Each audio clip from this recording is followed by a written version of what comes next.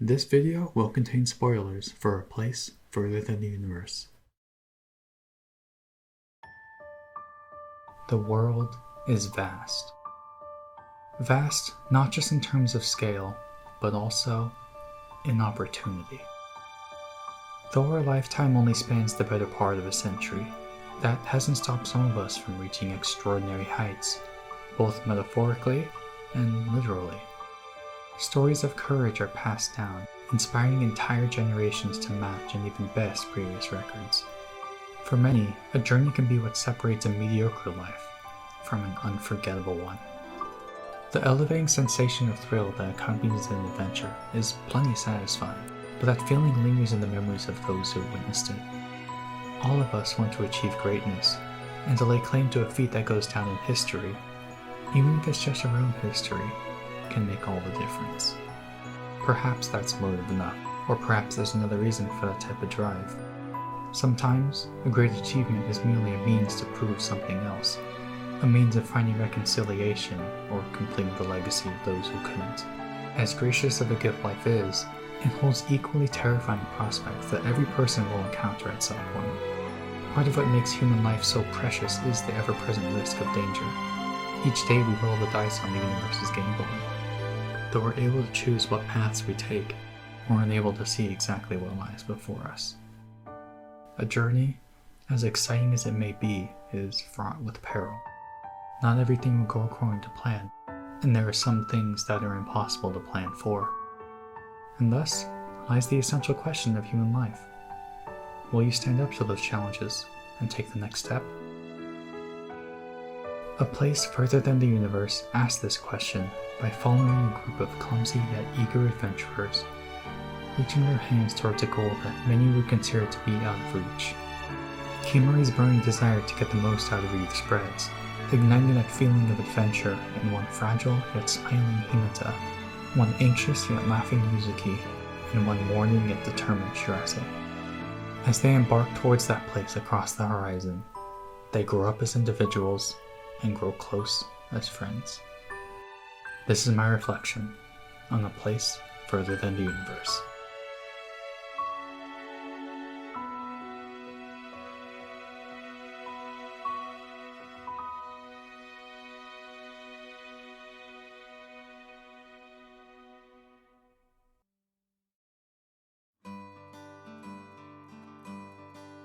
I think that somewhere in every person's heart there's the drive for adventure. It might not be a true adventure by definition, but humans are born with a passion for excitement and a curiosity for expansion. An inextinguishable fire that will only grow as we age. Individuals on the brink of independence will reach for their own journey, in whatever shape it takes. These characters are at the age where said fire is burning the brightest it's ever burned, and they're also approaching a critical point in their lives where freedom and availability are at their peak. As the first character we're introduced to, and the audience's lens of perspective in the show, Kimuri's metaphor of stagnant water bursting into motion sets the scene.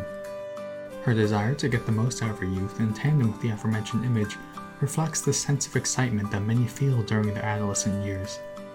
Being young presents an incredibly special opportunity to expand one's wings, without needing the supervision of an adult or bearing the responsibilities of one. Oftentimes, however, journeys aren't only meant for enjoyment. In Kimuri's case, a grandiose adventure can be seen as a crowning achievement of youth, something to look back on fondly and something that ensures that time wasn't wasted doing the mundane grind of life. It can be all too easy to fall into the trap of an everyday routine, repeating the same steps over and over to ensure a comfortable status quo. If we're not careful, countless opportunities will slip by, and we'd only realize this after they've all gone. Even with a constant barrage of inspirational posters and advertisements telling us to experience happiness, it's not uncommon for these messages to go in one ear and out the other. Sure, everyone wants to grasp at those opportunities, but we live in a world where we can't do whatever we want, whenever we want. Special events take time and effort to plan, both of which are valuable commodities that are used in one's day-to-day routine. Still, it's possible to label these reasons as just excuses. Even if it takes a bit of brainstorming to put the puzzle together, why not start now?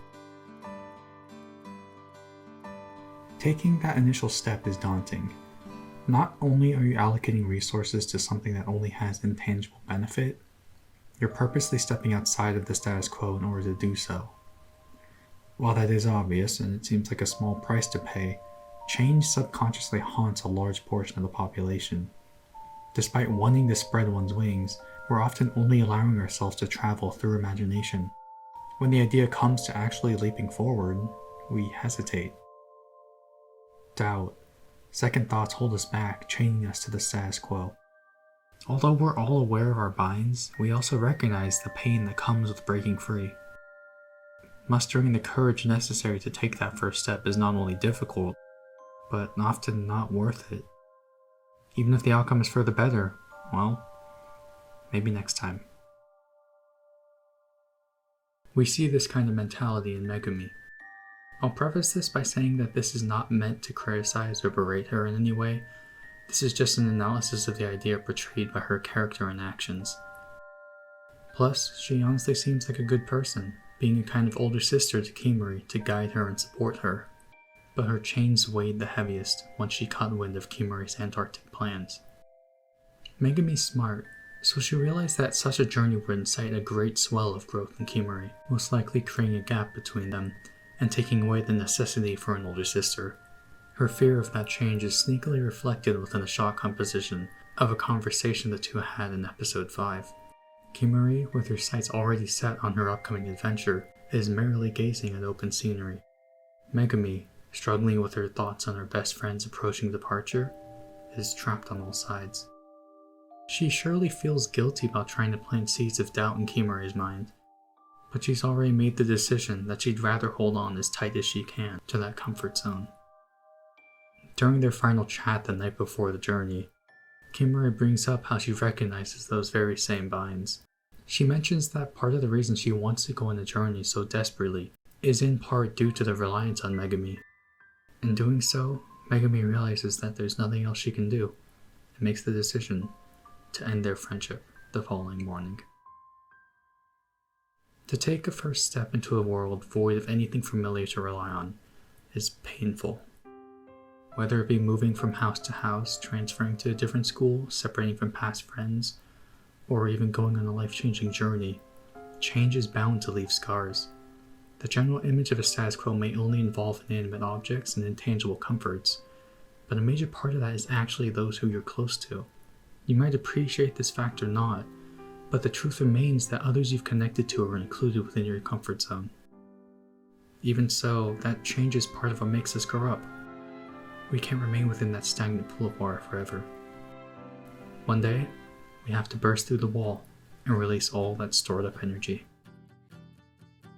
I'm glad that Kimura shut down the breakup, and I'm even more satisfied knowing that Megumi got her chance to step forward as well. It is incredibly difficult to take the leap. You look out over unfamiliar scenery. On the boundary between where you were leading up to this point and the uncertain future looking into your eyes, you hesitate. You worry about what could go wrong and begin to have second thoughts. The past is warm, but you know that guilt would weigh heavy on your shoulders if you linger. Realizing that the decision is upon you, you juggle between your two options. Whether through your own willpower, some help from friends, or even a bit of an unexpected push, you take the leap. Only to find that everything in your life is now in motion.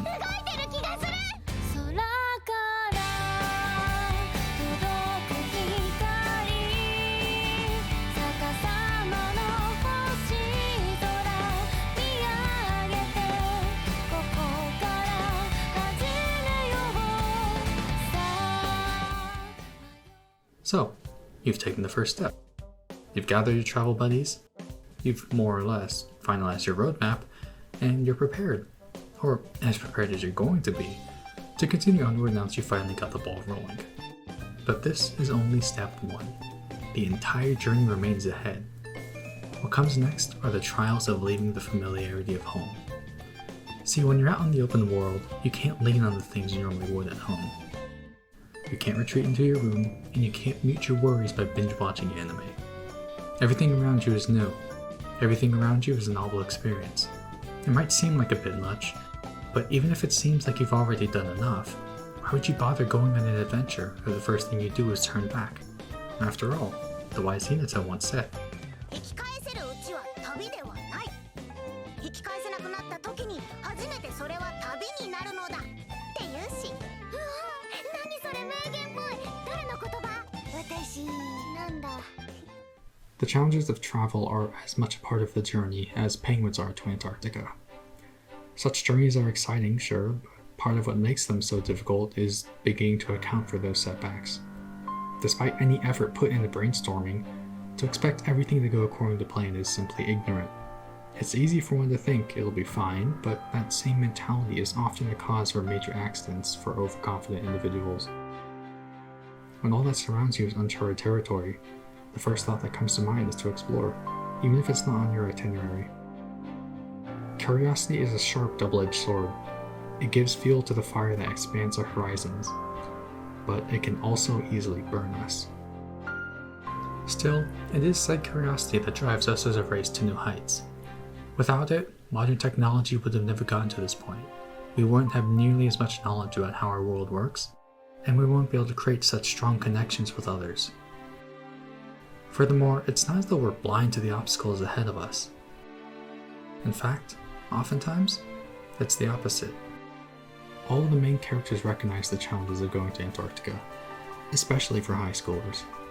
Time taken from family and school, intense studying and preparation, multiple weeks of travel including traversing the harshest ocean currents on the planet, sub-zero temperatures, understanding of safety protocols, constant work and maintenance, and living in a place void of anything familiar. Convenience stores, video games, natural scenery, and even a normal daylight cycle. These are just some of the things that they have to face along the journey. Hirose is even insulted at the school for her goal, being granted the loving nickname Antarctica. The expedition team also faces harsh opposition in terms of official support, financial stability, and uneasy morale amongst the members. Of course, obstacles are a given for any journey, and the more ambitious the vision, the more savage the backlash. To go on a journey not only means accepting these challenges, but overcoming them with your head held high, standing up to those roadblocks, giving it your all. You take a breath and step forward.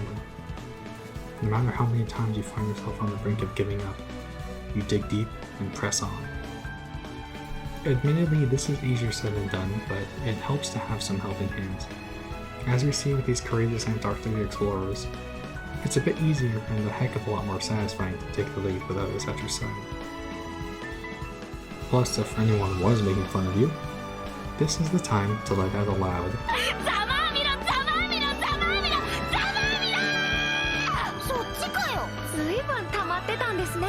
いいじゃない、しらせちゃんらしくて。ザワービョー、ザワービョー、せーの、ザワービョー。 What you find on the journey is something that really can't be described in words. Pictures, descriptions, stories, and movies only go so far in creating an image. The experience of seeing a spectacle with your own eyes is a blessing in and of itself, taking in unique scenery with your bare senses, and logging a new memory in your journal of life. But spectacles are just that, tiny moments in time that, while special, fade into the back of one's mind after passing. In order for these memories to have longevity, they need to have meaning. When embarking on an adventure, you might recall the phrase, "The journey is more memorable than the destination." In a lot of ways, this is true. I think the main reason for that is, once you arrive at said destination, your journey has reached its end. All the while, the memories you made while struggling, arguing, stumbling, and hurting in order to reach this destination are firmly engraved into your mind. Those experiences, while painful, are what gave your journey meaning in the first place. Arriving at your destination was your reward for overcoming those obstacles, and your cue to take a breath and relax. When you go through challenges such as those, you evolve as a person. Not only have you defeated those which stood in your way, you've earned a badge of accomplishment that says, "This obstacle is nothing to me anymore." Being so far from home, not only are you unable to rely upon the things you normally can, all the things that you usually hide behind are ripped from you. In the real open world, the real open you comes out. Each of these adventurers are exposed to this effect on their way to Antarctica. Yuzuki, after growing up in isolation from her peers, is gifted the chance to discover true friendship. Of course, it's not like she's had proper experience in this field before. The closest she has is a pair of classmates who view her more as a celebrity than a person. Thus, despite such a thought never crossing the rest of the group's minds, she begins to question the strength of their bonds. The thing with friends is, there's a difference between having friends for the sake of having friends and developing a natural bond with others. The key word here is natural. There isn't a set chain of events that must occur in order for friendship to be officially established. Heck, there isn't even such a thing as official in friendship, really. On top of that, there definitely isn't paperwork that goes along with it. Friendship is one of those magic invisible parts of the human heart that defines a major part of our lives without any physical shape. All this to say, it's vague. You can't describe it with documentation, you can't quantify it with numbers, and there isn't a single word that can describe it apart from friendship itself. Well, I say that, but I think the girls did find another word for it. Right. なんだその名言。でも日向のよりはマシかも。でしょ? I think many of us can relate to the feeling of being lost when it comes to social interactions. That first time is a bit nerve-wracking, like playing an instrument for the first time. Sure, there are a lot of ways to go about it, but a lot of it comes down to what you want to do. How you play your song will guide you through the ins and outs of friendship, allowing you to decide who you connect with and don't. I'd say that the strongest friendships don't come because of a let's be friends. Rather, the closest bonds are those that develop over time. The girls' journey exposed their true selves, and despite this, they remained. If that doesn't show how strong of a bond they share, I don't know what will. Hinata, as much as she seems like the most outgoing of the group, wears a fragile mask. Though she wants to be happy and tell her own tale, she's chained by an unhealthy level of self-sacrifice. In the one time she failed to read the room, she caused harm to those around her, even though it wasn't entirely her fault. Since then, she's decided to prioritize the mood of herself. In doing this, however, she could never let her own wounds heal. Instead, she hides her scars behind a bright yet false smile. So anytime those wounds are hit again, they hurt even more. Of course, Hinata was mainly the victim of the event, but her pain drove her into a state of stagnation. She became unwilling to fully open herself back up to others, and in order to avoid any sort of conflict involving her, she'd sacrifice herself. I've discussed some of my thoughts on living behind a mask before, so I'll keep it brief here. Devaluing oneself is not only painful on the inside, it prevents further growth as an individual. Even if you think that it's better to pretend to be something different than yourself, it's impossible to live in that halfway state forever. No matter who you think you are, there are those who will accept you for the real you. In this case, the group had seen who Hinata was through the course of the expedition, and because of that, they were more than willing to accept the real her. By finally allowing herself to open back up and move on from the incident, she was able to take a step forward while showing her true smile. Although Kimori doesn't necessarily have a dramatic emotional revelation on her journey, there are some things she learns from her travels that she mentions on the way home. The world exists even when you're not paying attention to it. People go about their daily lives. Sure, exciting things happen when you're away from home, but there's an undeniable value to one's home that we often take for granted. The people you're around, the scenery close by, and even the scent of your own home are all things that you might not recognize until you've gone on an adventure. Stretch your wings, open your eyes, and get moving. See something you've never seen before, and you'll find something priceless on the way back. Now, Shirase, as the original Antarctic adventurer, has multiple reasons for going on a journey.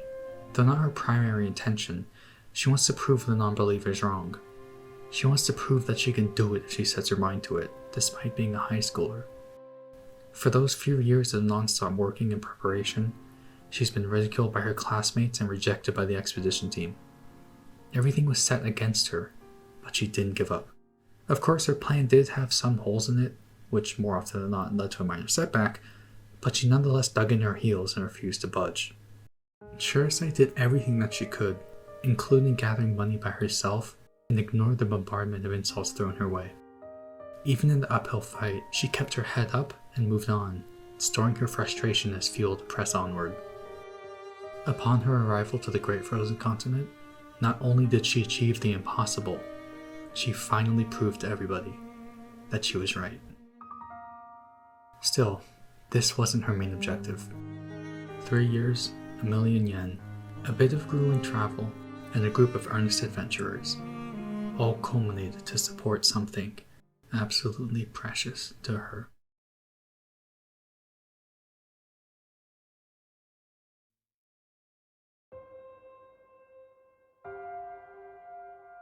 The term forever is difficult to understand for the human mind.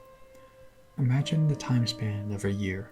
Sure, in hindsight it all goes by fast, but today is still today, and you still have to get through all your week and then your month. After repeating that process 12 times, including all of your necessary and unnecessary responsibilities, you finally completed a year. Now consider this. How many years have passed since you were in elementary school? For many, that's but a distant dream, blurry yet warm thoughts of a bygone era that originates from a time dozens of years ago. Next, imagine how long the Earth has been around for. Billions of years, and it still has billions of years left before it becomes uninhabitable. And that is just a fraction of a percent that the universe will exist for as far as we know. If I were to ask you to fully wrap your head around that concept, forever, infinity, eternity, a scale of time so large it uses words you didn't even think exist, you simply couldn't. Our brains aren't built to comprehend it. Forever. Even if you were to wait for the entirety of eternity, you'd never see a lost loved one alive again.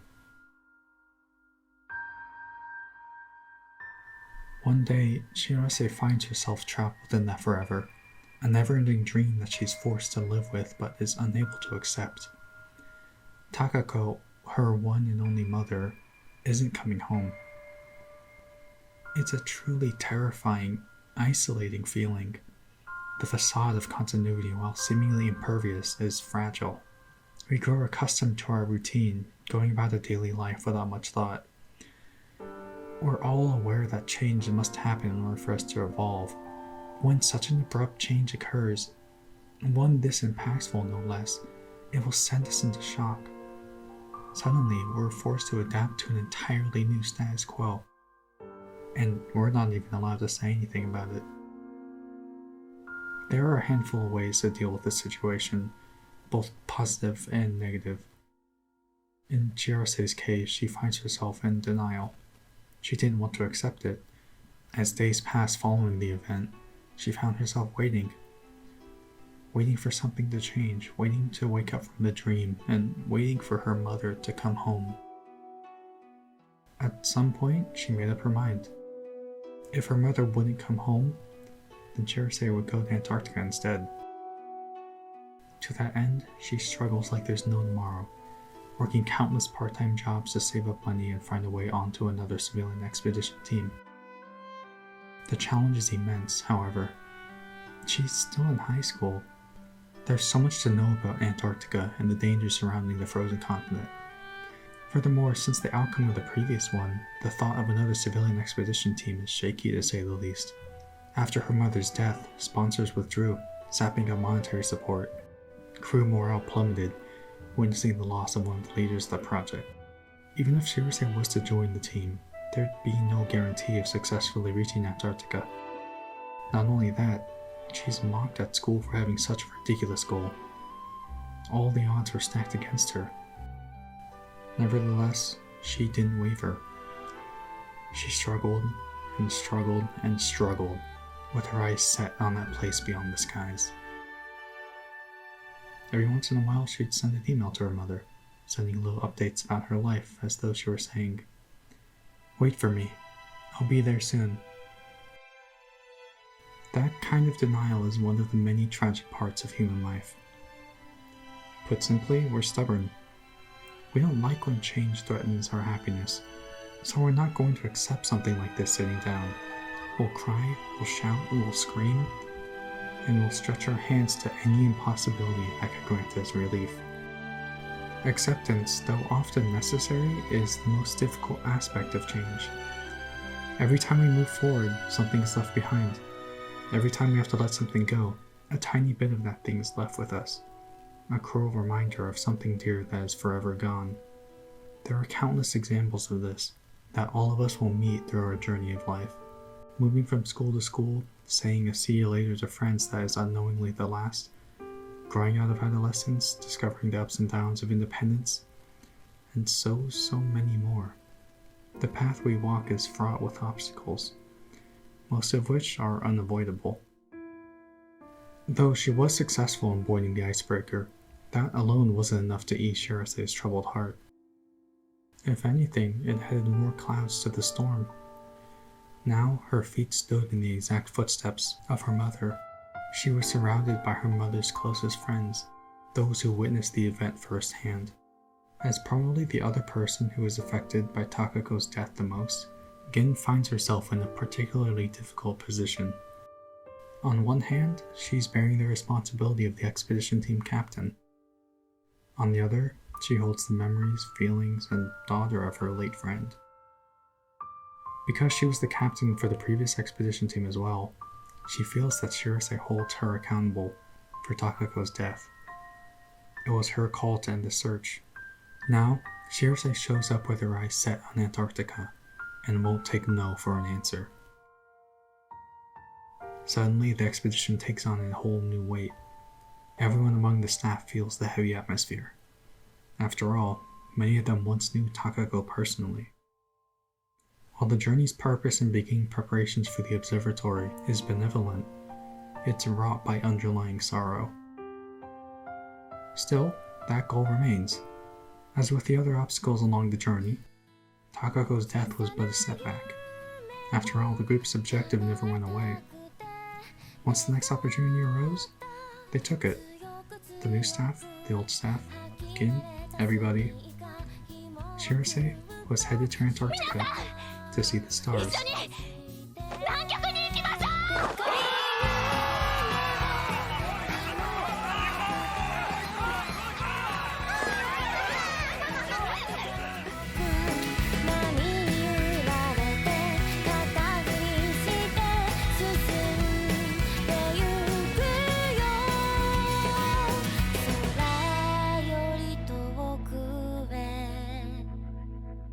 When confronted with an extreme in life, there are a few different ways of going about it. Undoubtedly, the hardest way is to accept it. Humans evolve to be adaptable, but we don't take every turn without a scratch. Each way we go, every decision we make, each time we speak, something changes, and we are oftentimes powerless to revert it. We don't like that. It doesn't sit well with us. Of course, there are some who are more easygoing than others, and they're more capable of going along with the flow than some. However, there's always a limit to how far you can push someone before they break. In that situation, anything besides acceptance, denial, fighting, depression, all come easier. For Shirase though, those things aren't as easy to come by when all that surrounds her is the endless Antarctic plain. In the 3 years that passed since the incident involving her mother, she struggled tooth and nail to get into the expedition team. She withstood objection and mockery at home, and embarked on one of the most intimidating journeys of her life, all by herself. Upon reaching the frozen continent, she hesitates. She's finally at the place her mother loved so much. She's reached the place where her mother worked, laughed, explored, and passed. The final destination, the Inland Observatory site, is just one more trip away. After everything she's done, the rest of the staff expected her to hop on the opportunity. But she doesn't. Shirase, at this point, is still in denial, but she's smart. That's exactly why she hesitates. Everything she's accomplished has carried the image of her mother. A large part of her still believes that somewhere in the ice she can find her. The rational part of her, however, knows better. Going to the inland site means the end of the road.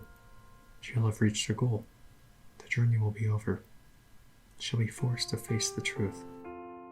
Something I love about this episode in particular is not only the way Shirase makes the final decision, it's the smile she makes during a tiny conversation with a friend.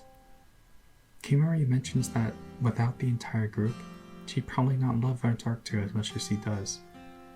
It's because the fact the four of them went together that she holds it so fondly. The trip to Antarctica was great, sure, but the reason Kimari was able to feel that she accomplished her own goal wasn't because of the trip. She was able to get the most out of her youth because she had a group of good friends who were willing to go there with her. That's when it clicks for Shirase. She was the one who sparked the idea. She was the one who worked so hard to make her impossible dream a possibility. At the same time, she wouldn't have been able to do it without the others. They made that possibility a reality. Without Kimari, Hinata, and Yuzuki, the journey would have lost so much of its meaning. Sure, going to Antarctica because of her mother's passing was the motive, but the other three allowed her to go while making tons of precious memories. Seeing views that few were allowed to see, and, of course, forming powerful friendships. If she had gone alone, she'd have no one to lean on while carrying such heavy emotions. She'd had no one to talk to about anything other than her mother, which would only worsen the sorrow that followed in her footsteps. It's possible that, without the other three, Shirase would have never been able to wake up from her dream. A trip to Antarctica wasn't Shirase's reward for those 3 years of work. Her reward was encountering 3 similarly clumsy and eager adventurers who were willing to run, laugh, sing, cry, and smile at her side. Going with the 4 of them provided the crucial balance of happiness and support to counteract the inherent somber tone of the journey. Even once they reach the inland site, Shirase hesitates, but it's her 3 close friends that nudge her just forward enough to find exactly what she needed to find. When the expedition team finally reached Showa Station, Shirase fully expected herself to cry. After fulfilling her goal of going to the place her mother once was, she figured that the emotions would well up inside her and burst out, but they didn't. Even so, she concludes, or rather she tells herself, that she's satisfied. She did what no one else thought was possible. Plus, even upon arriving at the inland site, she truly found her mother's final resting place. It's not like there was much else to look for. Well, Kimura, Hinata, and Yuzuki, and all of us, knew that wasn't true. It took 3 years. Shirase was thrown into an endless dream after hearing about the incident, and nothing was waking her up.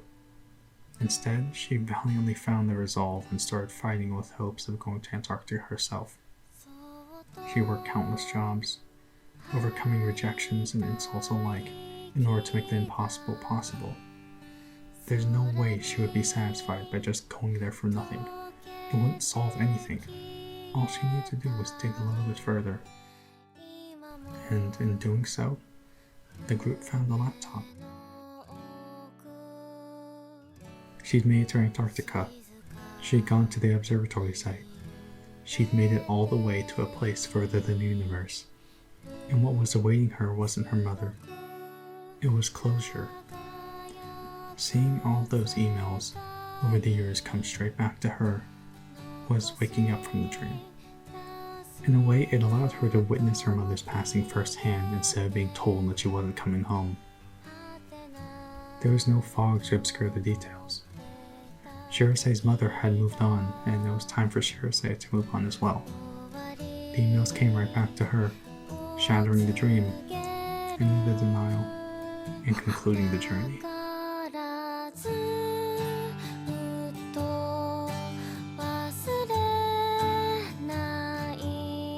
While this wasn't exactly the perfectly happy ending that Shirase would have wanted, it was definitely the best one she could have received.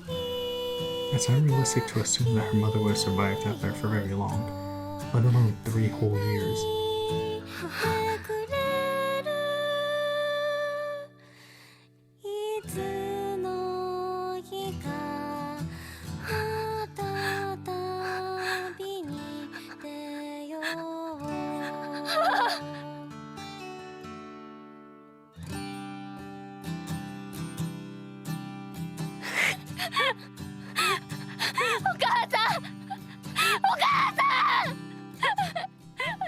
That said, it's still good that she managed to go there and see it for herself.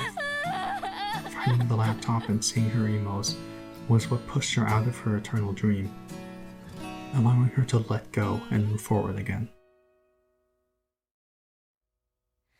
だからずっ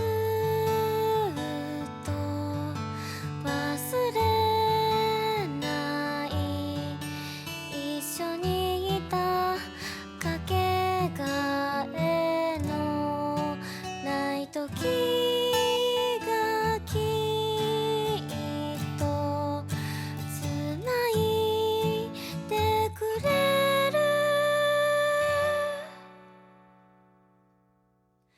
いつまでもいつまでもまたね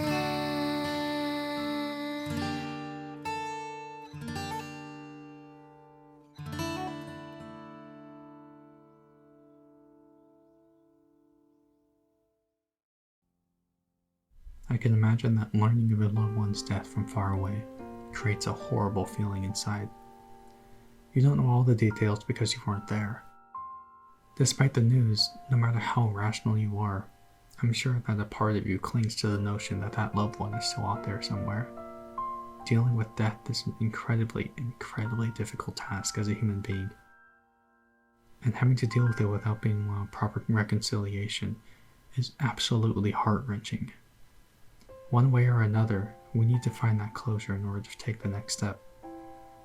As difficult as it is to wrap one's mind around that thought, it's also a part of human life. It's a hard pill to swallow, but death is really what gives life meaning. Your existence is precious. You shouldn't waste time dwelling in past sorrow or fearing future tragedy.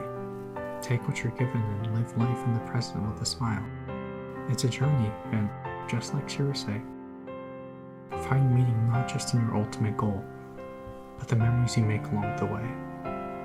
Somewhere on that path, you'll find your reward.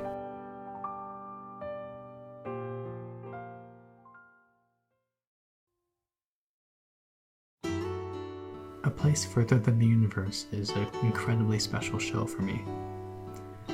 I first saw it about a year ago after hearing such high praise. Upon watching the first few episodes, I was hooked. Upon finishing the show, it firmly secured a place in my heart. After some time to think on it and making a couple of these videos, a certain thought crossed my mind. Now, it will be immortalized as one of my top shows of all time, and one of the few shows I've written a full-on essay analysis of. To wrap up that warm, bittersweet feeling, I want to touch on a couple things. Firstly, Gin's farewell to Shirase as the group is leaving. In a way, that email represents Takako's final farewell, ushering her daughter back into the world. Next, in leaving the million yen at the observatory site, Shirase was able to simultaneously move on and stay close. The yen is what those 3 years of suffering culminated to, so leaving it behind was symbolic of her leaving that dream behind. Plus, by leaving a part of herself at the place her mother died, it's her way of always staying at her mother's side. Could I say more about this show? Sure. But one of the beauties of stories like this is that someone will always have something new to say. Maybe I didn't add anything new per se, but I wanted to show my appreciation for it in my own tiny way. What makes a show like this so special is its capacity for displaying events that seem larger than life, highlighting the little details of the human world, and conveying all that into a single, well-written story that hits incredibly close to home. While all of us might not go to Antarctica in our lifetimes, and I'm sure that a lot of us are already out of high school, we nonetheless go on wacky adventures all the time. Life is full of journeys, even if they're just simple outings to go grab a bite with friends. Those kinds of interactions, while trivial at the onset, are precious. When we go on larger, more organized trips, we'll go through similar actions as to what these characters went through. We'll fight, we'll stumble, we'll get lost, we'll do a ton of stupid things, but there will always be something worthwhile awaiting us. Also, while we don't like to think about it, that ever-present risk of danger haunts us in the background. Depending on who you are, it can weigh more on your shoulders than others, but we all go through it as we go about our lives. What matters is how you react.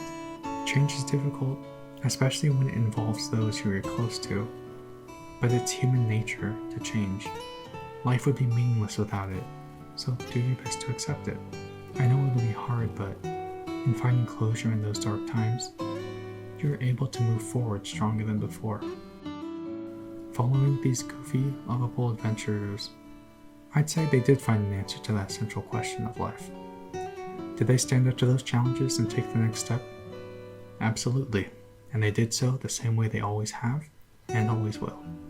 Side by side, smiling from ear to ear, ready to travel anywhere and everywhere across the sky.